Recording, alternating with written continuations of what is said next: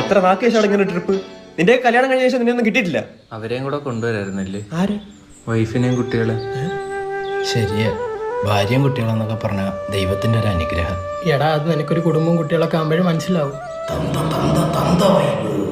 കുടുംബത്തിൽ കയറ്റാൻ കൊള്ളാത്തവർക്കൊക്കെ ഒരു കുടുംബമായപ്പോ കാണിക്കുന്നു ഒക്കെ. ബാ മോനെ വീഴും. മോനാ? ഓ സോറി, ഞാൻ എന്റെ കണ്ണൻ മോനാന്ന് വിചാരിച്ചു പോയി. ഓക്കെ, അപ്പൊ എല്ലാവരും യോ പറഞ്ഞേ. എന്താടാ നീയൊക്കെ ഇങ്ങനെ ഇരിക്കുന്നത്? എടാ അലമ്പാക്കാതെ ഇടും, അത് പരിചയമില്ലാത്ത സ്ഥലവും.